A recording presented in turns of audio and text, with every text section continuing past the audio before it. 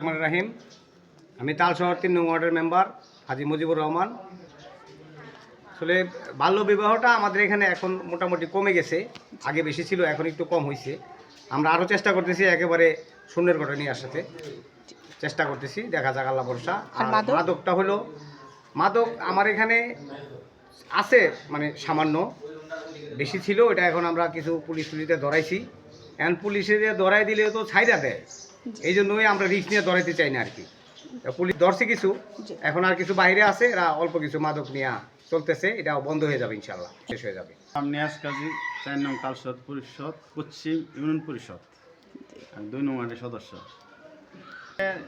আমাদের হলো স্থানীয় সরকার মন্ত্রণালয়ের নির্দেশনা আমার মানতে হয়, এদিকে আমরা স্থানীয় সরকার মন্ত্রণালয়ের নির্দেশে আমরা অলরেডি আমরা কথা শুনতেছি এবং যে কার্যকলাপ আমরা চালাই যাচ্ছি, এবং সরকারের যে নির্দেশনা অবশ্যই মানতে হইব।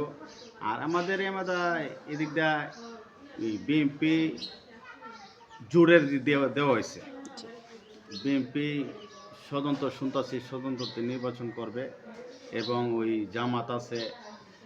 এই আমাদের বিএনপি যে প্রতীক আমাদের মনে নাই জানা মতে, আমাদের মোটামুটি আমাদের আশুগঞ্জ উপজেলা শান্তি শৃঙ্খলায় আছে, উন্নয়ন মোটামুটি ভালোই আছে, খারাপ না।